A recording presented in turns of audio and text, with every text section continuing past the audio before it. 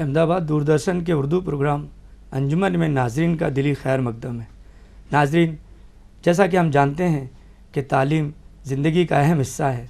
तालीम के बगैर ज़िंदगी का तस्वुर नामुमकिन है और आज के असरी तकाज़ों में, असरी ज़रूरतों में, जदीद दौर में तालीम ने काफ़ी फ़रोग हासिल किया है, वसअत पाई है और वहाँ तक पहुँचना, उन तकाज़ों को पुर करना, उन पर खरा उतरना हमारा अपना फ़र्ज़ बनता जा रहा है। इस पस मंज़र में, इस ताल्लुक़ से आज हमने एक माहिर तालीम को यहाँ पर स्टूडियो में बुलाया है। आप सबसे पहले मैं आपका तारुफ़ आपसे करवा दूँ। आप हैं जनाब ज़ुबैर गोपालानी साहब। आप माहिर तालीम की हैसियत से गुजरात भर में जाने जाते हैं। इब्राहिम बावानी ITI केंद्र, Hanifa school, Adarsh school of group of education वगैरह ऐसे कीमती अदारों के आप रहनुमा और बानी के तौर पर खिदमत अंजाम दे रहे हैं। आज का हमारा ये प्रोग्राम तालीम को लेकर उन तमाम बातों को पेश करेगा जो कि हमारे अंदर अक्सर सवालात उभरते रहते हैं कि तालीम कितना ज़रूरी है, क्यों है, किस तरह की तालीम, तालीमी मसाइल क्या हैं, सरकारी पॉलिसियों का तालीम पर क्या असर पड़ता है। तो सबसे पहले मैं ज़ुबैर साहब आपसे ये जानना चाहूँगा कि बहुत सीधा सा सवाल है कि आज के दौर में तमाम सभी के लिए तालीम कितना ज़रूरी है? तालीम आज के दौर में सिर्फ मुसलमानों के लिए नहीं बल्कि पूरे आलम के लिए जी बहुत ज़रूरी है। और उसकी सबसे बड़ी, आज नहीं जब से दुनिया बनी है, जी अगर हम जानेंगे ही नहीं कि इन चार दीवारों के बाहर क्या होता है जी तो हम कुछ भी नहीं कर पाएंगे। जी और तारीख गवाह है इस बात की कि जी जिन लोगों ने इन चार दीवारों में बैठकर अपने आप को महदूद करने की खता की है, जी इतनी बड़ी सज़ा ज़माने ने उनको दी है। बहुत बड़ी सज़ा दी है जी। इस पस मंज़र में जो आज एक हम गहरा असर देख रहे हैं मादरी तालीम पर, जी, तो आप मादरी तालीम को कितना ज़रूरी समझते हैं और उस पर क्या खरे खोटे जो असरात हो रहे हैं उसे किस नज़र से आप देखते हैं? सबसे पहले तो मैं ये कहना चाहता हूँ कि मुसलमानों की ज़बान उर्दू रही ही नहीं। जी, मुसलमानों ने उर्दू को तर्क कर दिया। रहा सवाल मादरी ज़बान का, जी मैं गुजरात में अक्सर मादरी ज़बान से ये सवाल नहीं है कि मुसलमानों की ज़बान उर्दू है। जी, गुजरात में जी, हर तरह के मुसलमान हैं जी, उनकी मादरी ज़बान अगर गुजराती से आता तो उसकी मादरी ज़बान पर क्या असर हो रहा है, तो इसमें उर्दू से आता तो उसकी मादरी ज़बान पर क्या असर हो रहा है? इसमें तो गुलाम भाई, मुसलमानों की अपनी कोई मादरी ज़बान ही नहीं रही। हम अगर आज गुजराती भी बोलते हैं जी, तो उसमें उर्दू का अपभ्रंश होता है। हाँ वो तो है। हम अगर इंग्लिश भी बोलते हैं तो इंग्लिश भी गुजराती में बोलते हैं। मुसलमानों की अपनी कोई ज़बान नहीं रही। सबसे पहले बहुत अफसोस है मुझे इस बात का। रहा सवाल मादरी ज़बान में तालीम का, जी, हम एक फॉर एग्ज़ाम्पल अगर मसलन हम ये बात करें कि नर्सरी से लेकर 12वीं तक जी, अगर आप गुजराती में तालीम देते हो, 12वीं के बाद जब वो बच्चा बाहर निकलता है, उसको अगर फर्दर स्टडीज़ के लिए बीकॉम ही क्यों ना करना हो, जी, तो आज तो बीकॉम गुजराती में नहीं होता, आज BA भी गुजराती में नहीं होता। वो बच्चा कॉलेज की सीढ़ियों से इस तेज़ी से लौट कर घर जाता है और उसको इस चीज़ का एहसास हो जाता है कि वो ऐसी जगह आ गया जहाँ पर उसको कोई कुछ पता ही नहीं है कौन सी ज़बान बोली जाती है। नहीं वो ठीक है। इंग्लिश मैं समझता हूँ कि इंग्लिश मीडियम ऑफ इंस्ट्रक्शन होना चाहिए। अगर आप चाहते हो कि मुसलमान बैनुल अक़वामी, तो हमारे पास एक इंटरनेशनल लैंग्वेज तो ऑलरेडी है अरबी, लेकिन अगर बैनुल अक़वामी तौर पर मुसलमान तरक्की करना चाहता है, गुजरात का मुसलमान हो, हिंदुस्तान का मुसलमान हो, तो हमारे जितने इदारे हैं उसमें बेसिकली इंग्लिश मीडियम स्कूल्स चलने चाहिए। उर्दू अगर हमारे पास बोली जाती है, उर्दू और गुजराती, अगर आप गुजराती बोलते हैं, मादरी ज़बान एक सब्जेक्ट हो सकता है लेकिन मीडियम ऑफ इंस्ट्रक्शन नहीं हो सकता। नहीं, लेकिन कोठारी कमीशन ने तो मादरी ज़बान की हिमायत की थी साहब। 1947 से लेकर आज तक जितने कमीशन बने हैं, किसने क्या हिमायत की है और किसने क्या कहा है। मैं प्रैक्टिकली जो फील्ड में काम करता हूँ, मैं इस चीज़ को महसूस करता हूँ कि मुसलमानों को अगर तरक्की करनी है, हम तमाम कमीशन को बाजू पे रख दें, चाहे सच्चर कमीशन हो चाहे कोई भी हो, हम ये सोचे कि प्रैक्टिकली हम क्या कर सकते हैं। और उसमें सबसे ज़्यादा मैं समझता हूँ कि इंग्लिश की ज़रूरत है। गुजरात की बात ले लो, हमारे यहाँ गुजरात के बच्चे 12th में 89 किया हुआ, मैं आपको कई मिसालें दे सकता हूँ विथ एविडेंस। 89% के साथ वो बच्चा HSC करता है, यहाँ उसको एडमिशन नहीं मिला, उसने ये सोचा कि चलो मैं कहीं कर्नाटक में साउथ में चला जाऊंगा या महाराष्ट्र में चला जाऊंगा, उसने वहाँ जाकर एडमिशन लिया। पहली सेमिस्टर में उसका रिजल्ट सीधा 89 से आ गया 38 पर। क्यों? कि उसको गुजराती ही सारा मालूम है, उसको हृदय मालूम है, उसको हार्ट नहीं मालूम, वो क्या करेगा? तो अगर हम चाहते हैं कि कल उठ के हम इस मुल्क के साथ शाना बशाना चलें, कंधे से कंधा मिलाकर चलें, तो बहुत ज़रूरी है कि हम उर्दू मीडियम स्कूल्स या गुजराती मीडियम स्कूल्स या हिंदी मीडियम वर्नाक्यूलर को छोड़ दें और हम इंग्लिश मीडियम की तरफ इसको ज़्यादा तवज्जो दें।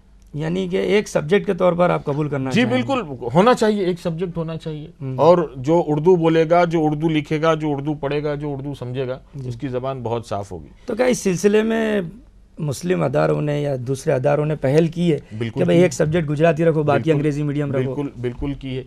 और एक सब्जेक्ट आप अगर, चलो मैं ये कहता हूँ, एक सब्जेक्ट आप नहीं रख पाते, आपके पास और सब्जेक्ट का जोर है।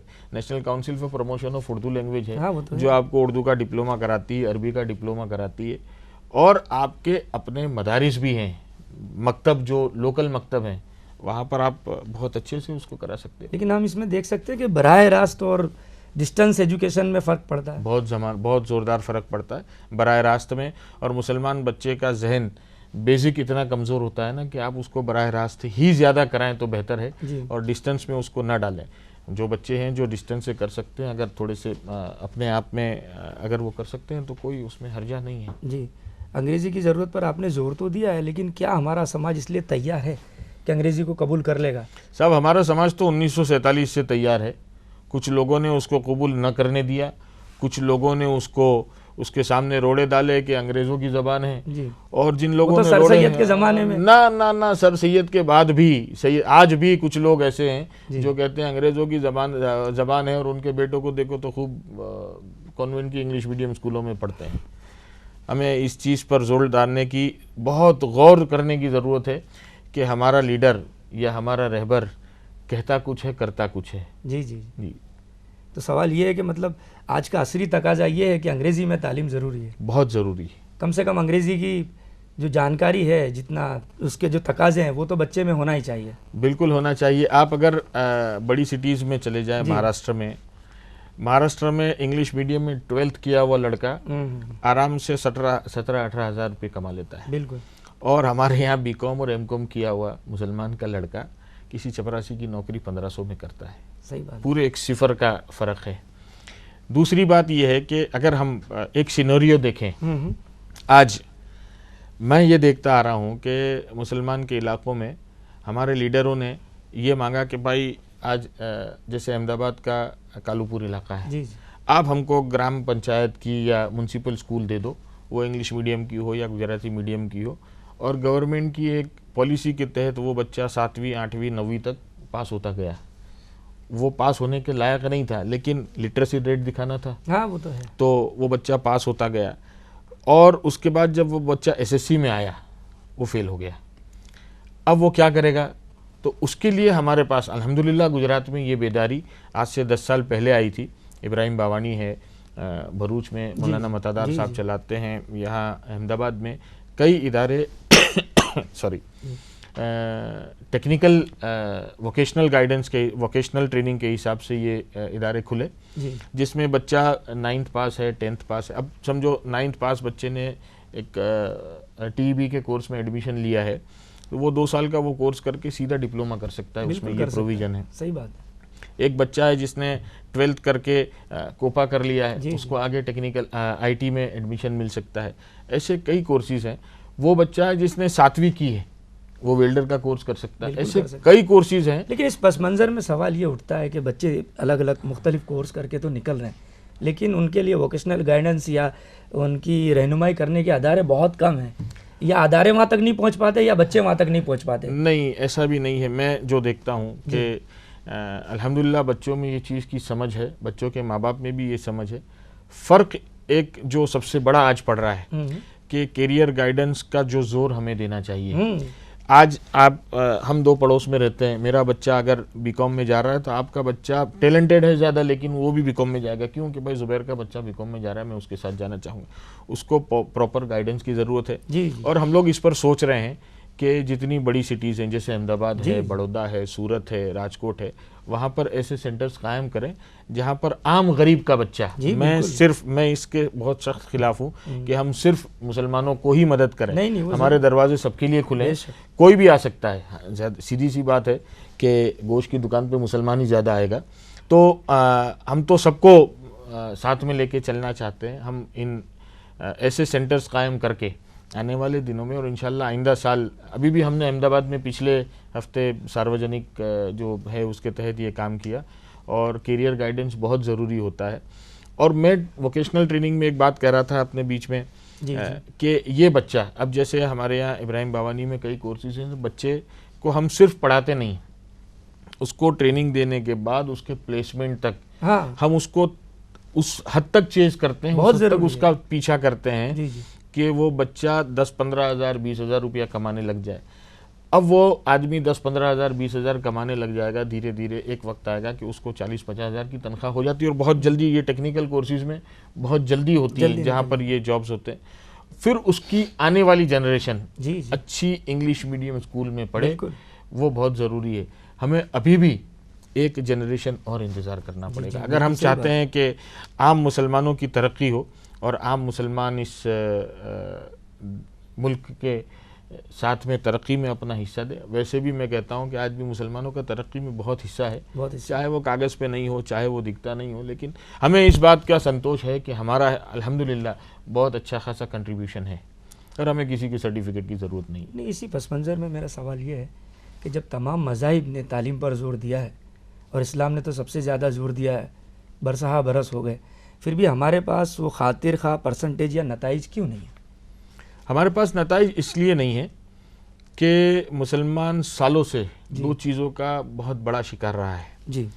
और गैप जो एक अमीर मुसलमान में और गरीब मुसलमान में जो है ना, सालों से जनरेशन गैप नहीं कहूँगा मैं, एक कैटेगरिकली जो गैप रहा है। अमीर मुसलमानों के बच्चे, मेरे बच्चा अल्हम्दुलिल्लाह बहुत अच्छी स्कूल में पढ़ लेता है क्योंकि मेरे पास पैसा है, और वो गरीब मौलवी का बच्चा या बांगी साहब का बच्चा या एक मजदूर का बच्चा, वो बेचारा सरकारी स्कूल में जाता है। और मुसलमान कई सालों से दो चीज़ों का शिकार रहा है, एक गुर्बत का और दूसरा जिहालत का। गुर्बत आज अल्हम्दुलिल्लाह मैं ये देखता हूँ कि मुसलमान धीरे धीरे कम से कम अपनी कोशिश कर रहा है इन चीज़ों से बाहर आने की, और जिहालत से कोशिश तो कर रहा है बाहर आने की, लेकिन जितनी डिमांड है उसके सामने सप्लाई बहुत कम है और इसके लिए हमको नताइज नहीं मिल पाते। दूसरा कि ये गरीब मुसलमान जो आम तौर से बिलो पावर्टी लाइन या थोड़ा सा अबव पावर्टी लाइन पूरा दिन मेहनत करता है, और मेहनत करने के बाद वो जब शाम को घर आता है तो इतना थका हुआ होता है।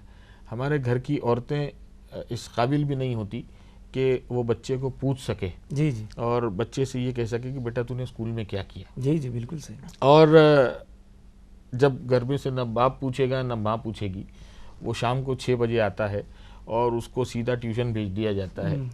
आप जैसे ये कह रहे हो ना कि कैरियर वोकेशनल गाइडेंस की ज़रूरत है, इसके साथ साथ हमारी कौम को एक आज बहुत बड़ी ज़रूरत है जो पेरेंटिंग गाइडेंस की।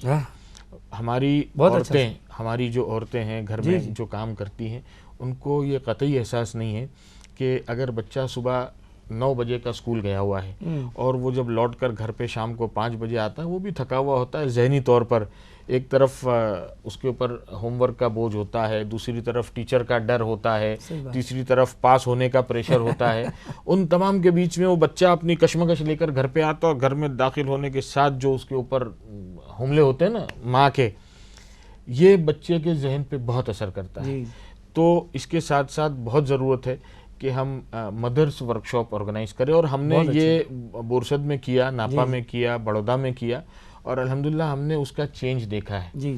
क्योंकि औलाद जो है ना वो बाप से बिलमुकाबिल अपनी माँ से ज़्यादा जुड़ी, क्योंकि सबसे ज़्यादा वही वक्त देती है। वो गरीब बाप तो बेचारा परेशान होता है अपनी दुनिया कमाने में, तो ये मदर्स वर्कशॉप की भी बहुत ज़रूरत होती है।